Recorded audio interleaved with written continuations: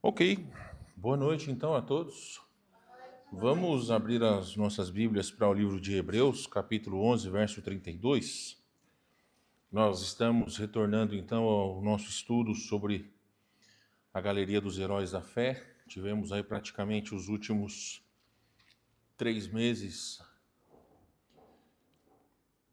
falando sobre missões, falando sobre famílias. E agora então nós daremos continuidade ao nosso estudo. Na verdade, nós estamos já na parte final,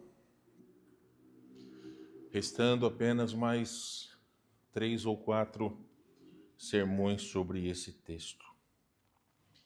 A palavra de Deus vai nos dizer o seguinte: e o que mais direi? Certamente me faltará o tempo necessário para referir o que há a respeito de Gideão, de Baraque, de Sansão, de Jefté, de Davi, de Samuel e dos profetas.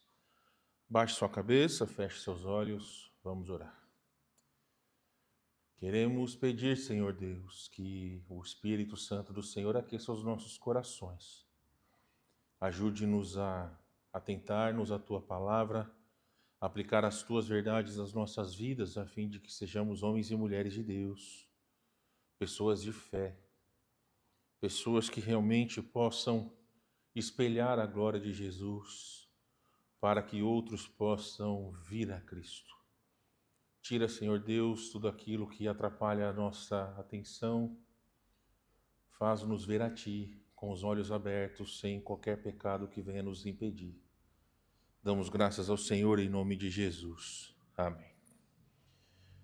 Fazem praticamente 2 meses e meio que nós não falamos sobre esse tema, então eu quero, com a licença de todos, poder restaurar um pouco da lembrança daquilo que nós temos falado, para que, assim como eu sempre digo, parafraseando meu amigo pastor Martins, nós estarmos na mesma página. O contexto histórico desse texto, ou desse livro de Hebreus, nós precisamos lembrar que foi escrito aos judeus entre os anos 70 ou 60 e 70 depois de Cristo, pouco antes da destruição de Jerusalém. Os destinatários, o público original, eram os cristãos judeus que estavam enfrentando grande pressão social e espiritual. Eles estavam sofrendo perseguição do Império Romano, ostracismo social dentro das comunidades judaicas, ou seja, os judeus que haviam manifestado a sua fé em Jesus Cristo como Messias, como Salvador, eles eram deixados de lado pela sua família, então, por vezes, até muitos eram escorraçados das suas famílias pelo fato de não mais abraçarem o judaísmo e abraçarem o cristianismo. E esses irmãos, eles tinham a tentação de abandonar a fé cristã e retornar ao judaísmo, buscando evitar sofrimentos e exclusão. Então, esse era o contexto que englobava os irmãos destinatários aqui do livro de Hebreus. E interessante, meus irmãos, que assim como eu falei, o objetivo dessa carta é claro: fortalecer a fé e encorajar a perseverança dos leitores, mostrando que a confiança em Deus sempre foi o verdadeiro fundamento da relação com Ele, desde o Antigo Testamento até nos dias de hoje. Então é por isso que o texto de Hebreus, e na verdade toda a palavra de Deus, ele é atemporal, ou seja, ele é para todos os tempos. Existem certas situações que são culturais, sim, mas todo o ensino da palavra de Deus, os princípios que Deus deu ao seu povo, eles são aplicáveis a todos nós que cremos em Jesus. Então, meus irmãos queridos, Hebreus 11, chamamos de a galeria dos heróis da fé, o capítulo da fé, muitos chamam desses nomes, mas é uma seção central e teologicamente rica desse livro de Hebreus, porque o próprio versículo 1 já começa com uma verdade inestimável. A fé é a certeza das coisas que se esperam e a convicção de fatos que se não veem. Então a fé, ela não é algo robótico, ela não é algo fabricado, é verdadeiramente algo que é produzido no coração de alguém que ama a Deus, que busca ser fiel ao Senhor, independente das situações com que ele passa. E aí, nós já temos visto praticamente todos os personagens que são listados até o versículo 31. Então, nós falamos sobre Abel, Enoque, Noé, Abraão, Sara, Moisés, Raabe e alguns outros que são listados que viveram pela fé. E cada um deles ilustra como a verdadeira fé se expressa em obediência, esperança e perseverança, mesmo quando as promessas de Deus não se cumprem enquanto eles estiveram aqui.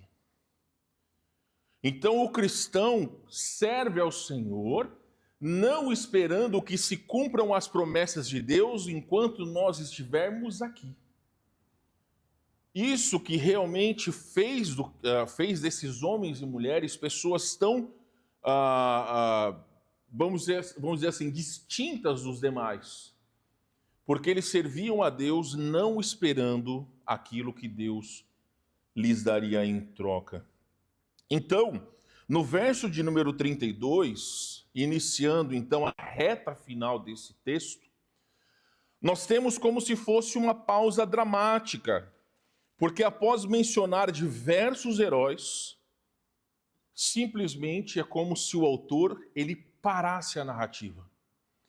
Ele começa dizendo: "E o que direi mais? Pois me faltará tempo." Então, meus irmãos, ele quer dizer que existiriam e ainda existem tantos exemplos de fé, mas o tempo naquela situação não lhe permitia prosseguir. Então, meus queridos, é importante nós entendermos que a história de fé, ela é vasta e inesgotável. Eu já falei muitas vezes para vocês. A verdadeira fé não se restringiu a essas pessoas. A verdadeira fé não se restringiu aos personagens bíblicos. O nosso maior problema é que talvez nós não entendemos o poder da nossa fé.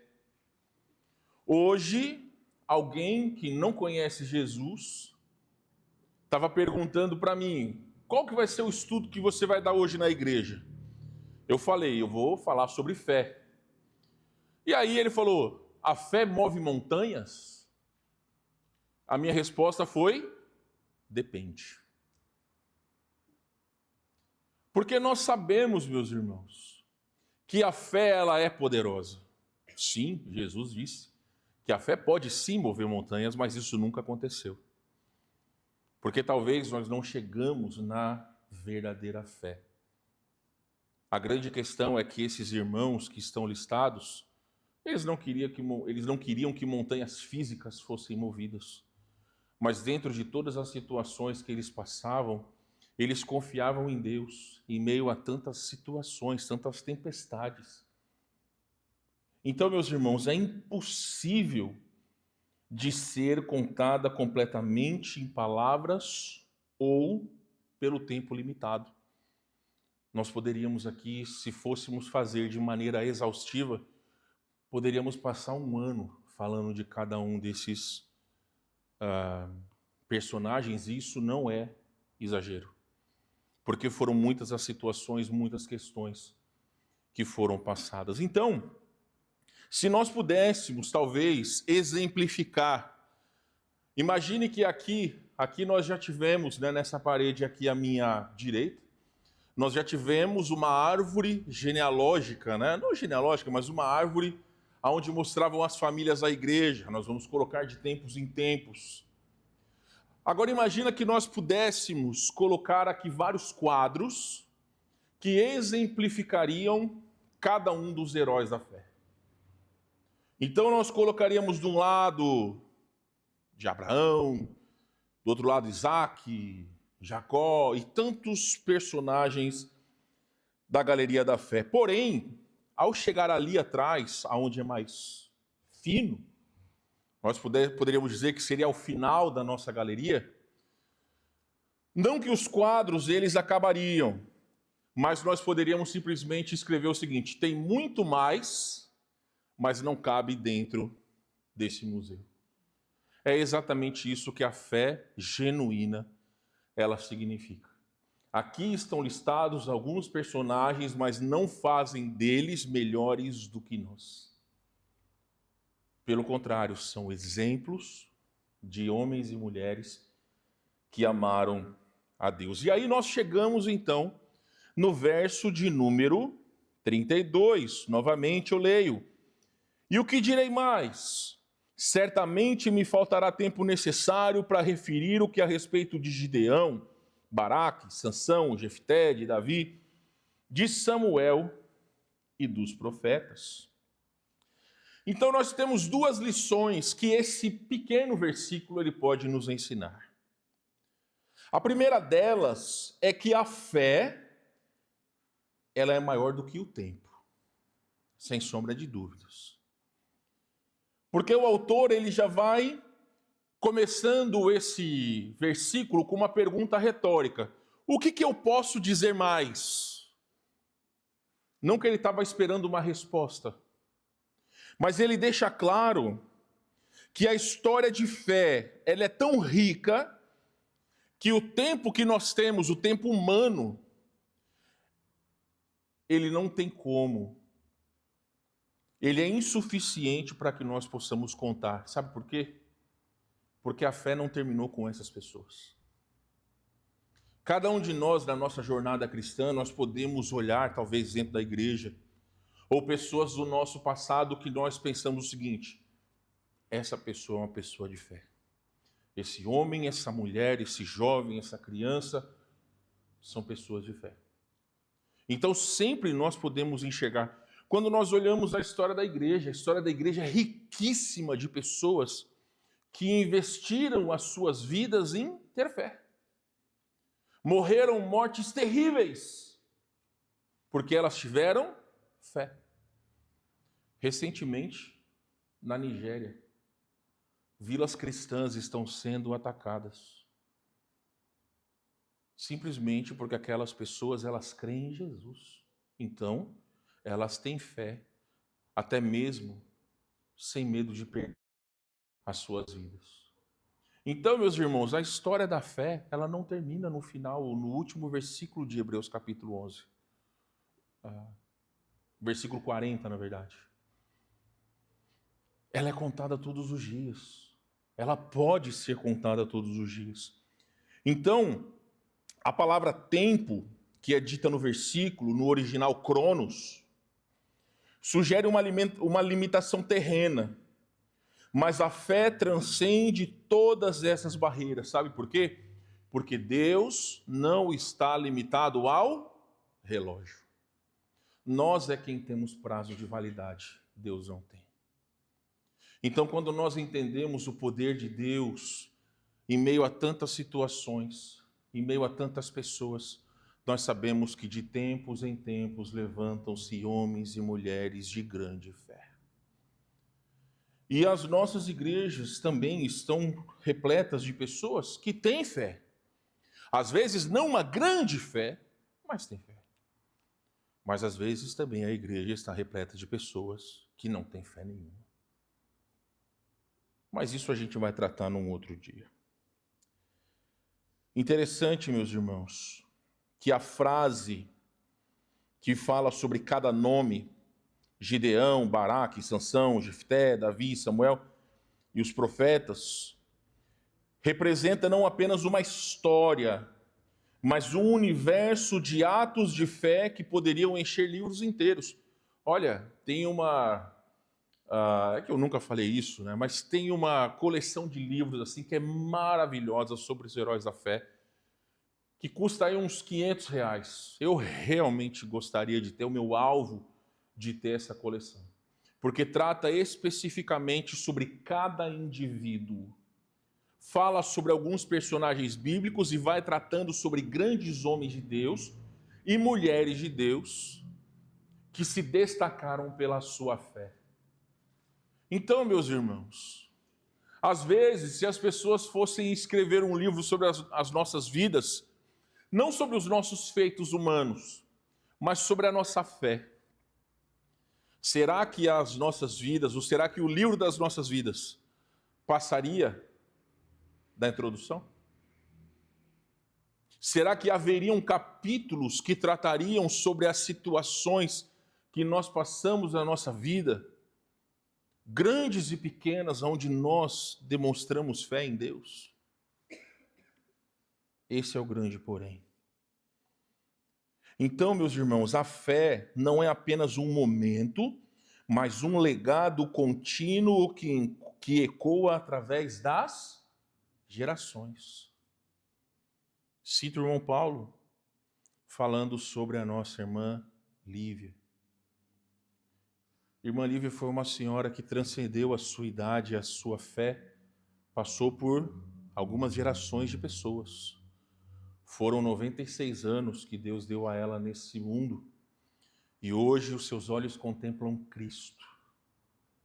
Quem conheceu a dona Lívia, quem tinha o privilégio de sentar e conversar com ela, ela era um poço de conhecimento e sabedoria. Eu realmente lamento que não foram muitas as pessoas que tiveram o privilégio de sair da igreja e conversar com a irmã Lívia. Alguém que desde os seus primeiros anos de vida até o seu último dia estavam servindo ao Senhor. No último final de semana, antes do AVC que Deus permitiu que ela tivesse, ela estava na igreja.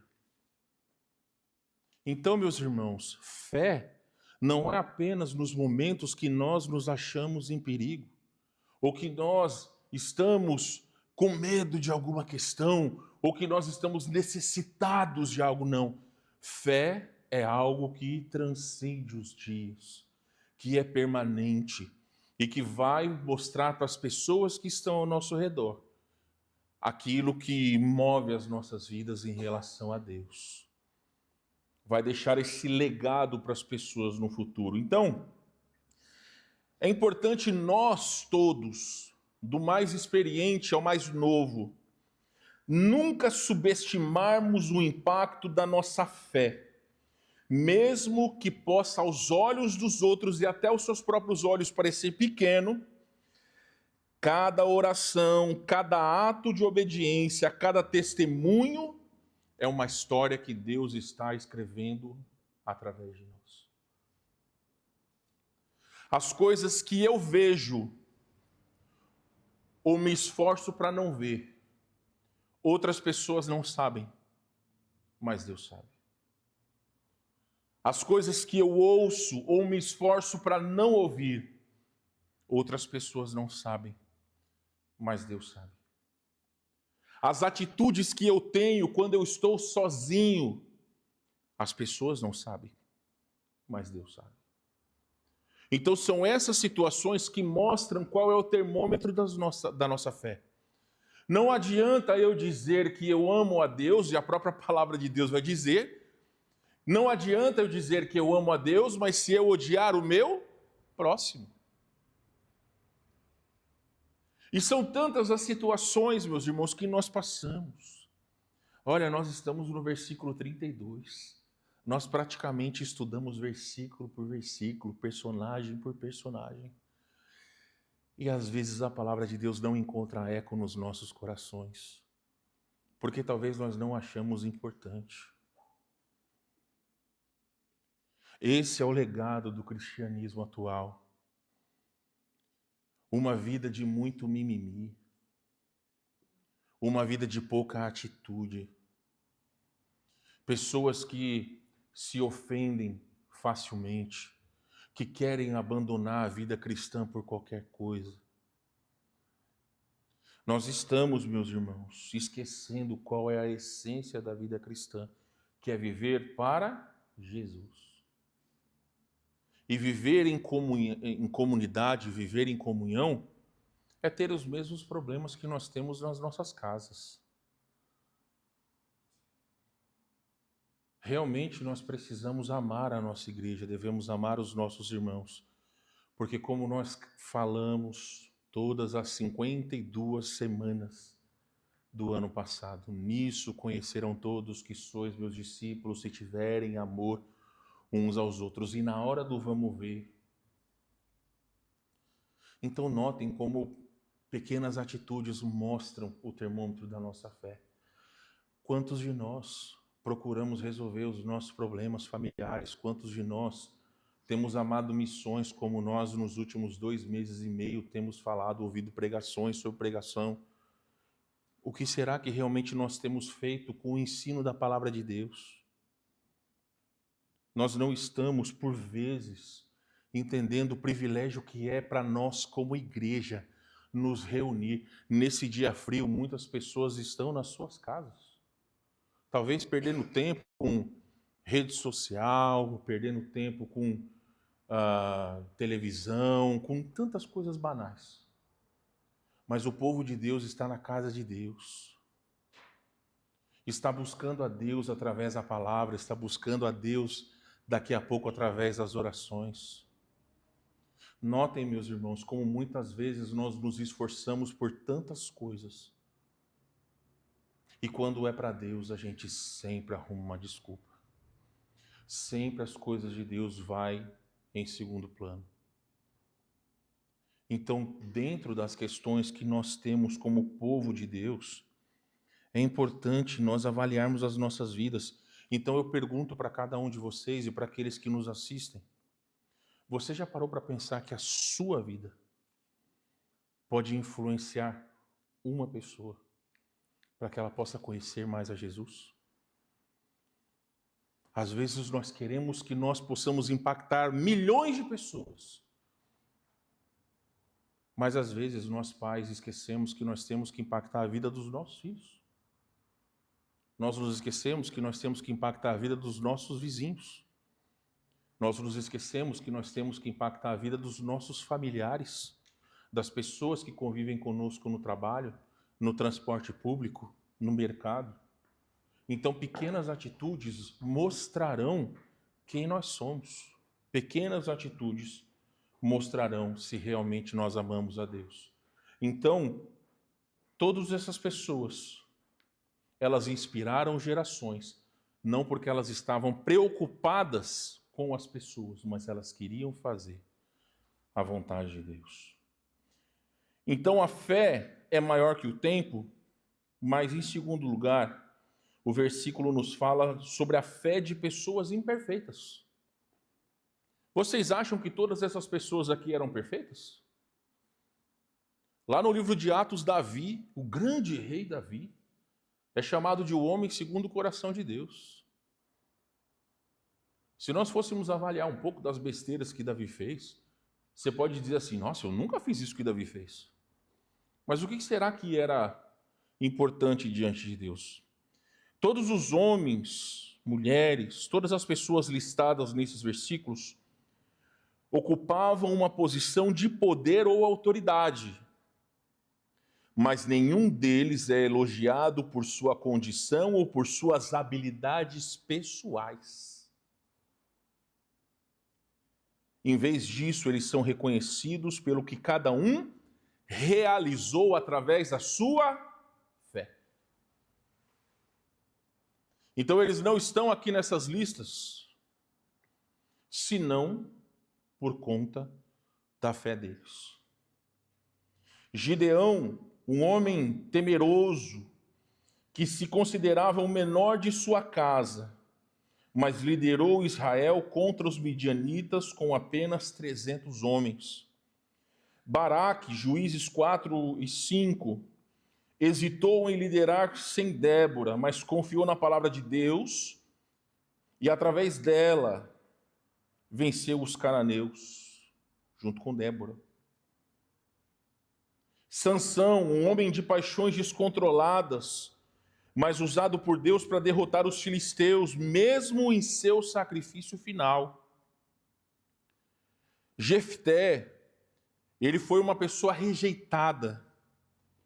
Juízes 11, filho de uma prostituta, que fez um voto trágico. Ele, Jefté, fez um voto trágico, mas ele venceu os amonitas pela fé. Davi, 1 e 2 Samuel, um rei com grandes vitórias, mas também pecados graves, como o adultério e posteriormente o adultério com Batseba e posteriormente o assassinato de Urias. Mas ele confiou na graça de Deus. Os profetas, que aí nós poderíamos citar uns tantos. Nós temos Elias, Jeremias, enfrentaram a solidão, perseguição, mas continuaram fiéis a Deus. E Samuel, um profeta fiel desde a sua infância, mas que encontrou rejeição quando Israel pediu um rei.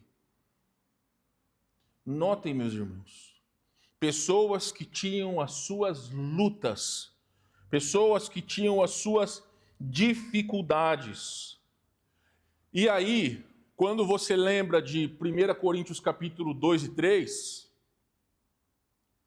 a Bíblia vai dizer que Deus escolheu as coisas loucas do mundo para envergonhar as sábias. Você acha que a escolha dessas pessoas, ela foi por acaso? Não, meus irmãos, a escolha dessas pessoas foi intencional. O que fala Hebreus 11:6? Lê sua Bíblia. Você está aberto em Hebreus 11. Alguém lê para nós em voz alta. Hebreus 11:6.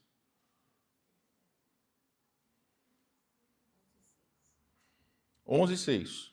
Ora, sem fé é impossível agradar-lhe, porque é necessário que ele, que se aproxima de Deus, creia que ele existe e que é galardoador dos que o buscam. Então notem, meus irmãos, sem fé é impossível agradar a Deus. Não importa quantos cultos se venha no ano, não importa se contribui para alguma finalidade na igreja, não importa se trabalha fazendo alguma coisa física na igreja, se tem algum cargo, não importa se prega, não importa se rege, não importa se toca, não importa se é pastor, não importa se é da família pastoral, sem fé é impossível agradar a Deus. E nessa verdade, o que nós entendemos é que não foi a perfeição moral, porque essas pessoas elas não eram perfeitas. O que é perfeição moral? É você fazer tudo certo. Deus não escolheu essas pessoas por fazer tudo certo. Então, o que era importante era a confiança em Deus. Foi a confiança em Deus que definiu essas pessoas. Então, hoje, não importa se eu sou rico, se eu sou pobre, se eu sou velho, se eu sou novo, se eu tenho doença, se eu não tenho doença, se eu sou gordo, se eu sou magro, se eu sou branco, se eu sou negro, se eu sou do sul, se eu sou do norte, não importa. O que é correto diante de Deus e o que vai lhe agradar é a nossa fé. E a fé, ela não é uma fé morta. Tiago vai dizer isso, a fé sem obras é morta. Então, aquilo que define um verdadeiro cristão é aquilo que ele faz. Ter fé sentado é fácil. Dizer que tenho fé dentro da igreja é fácil. Eu falo para a Tati. A gente sai na rua, todo encapotado de roupa. Mas você sempre vê umas piriguetes aí sem roupa nenhuma. Parece que não sente frio. Então sempre se tem necessidade de mostrar algo. E o que nós vamos fazer? De que maneira nós vamos nos portar frente às outras pessoas que convivem conosco? Talvez aquele amigo no colégio, no trabalho, que tem más atitudes, ou aquelas pessoas que usam da desculpa de que nós vivemos debaixo de um governo corrupto para agir de maneira corrupta, burlando as leis de alguma forma. Então, meus irmãos, isso não é ter fé. Ter fé é confiar que tudo aquilo que Deus faz é o correto para as nossas vidas e nós temos que ser justos. Dentro das nossas limitações, o Senhor ele vai agir por e através de cada um de nós. Então, meus queridos, Deus não busca a perfeição. Sabe o que Deus busca? Disponibilidade. Deus não busca a perfeição. Ele busca alguém que queira ser usado. Simples. O que diferenciou Isaías daquele monte de gente que talvez, ou daquele monte de gente que estava em Israel naquela época, quando Isaías escreveu o seu próprio livro? Quando ele foi chamado, ele disse: eis-me aqui. Vocês acham que o trabalho de Deus acabou? Vocês acham que o trabalho de Deus acabou, meus irmãos? Aí eu pergunto para vocês, o que nós como igreja estamos fazendo? O que nós como igreja estamos fazendo? Olha, Deus levou alguns dos nossos queridos irmãos esse ano. O que nós estamos fazendo para que outros possam ser salvos? Alguns de nós estamos simplesmente de braços cruzados, esperando que a coisa aconteça de alguma maneira. Eu quero lembrar vocês, isso não é uma acusação, é apenas um lembrete. Em uma das últimas mensagens que eu preguei sobre missões, eu desafiei a igreja, os irmãos, a convidarem pessoas a virem no almoço da igreja. Eu sei que algumas pessoas convidaram e alguns não puderam vir. Graças a Deus não faltaram as oportunidades. Mas a grande questão é a seguinte. Eu me lembro como se fosse ontem, eu disse o seguinte: ore para que Deus possa preparar a oportunidade para você convidar pessoas.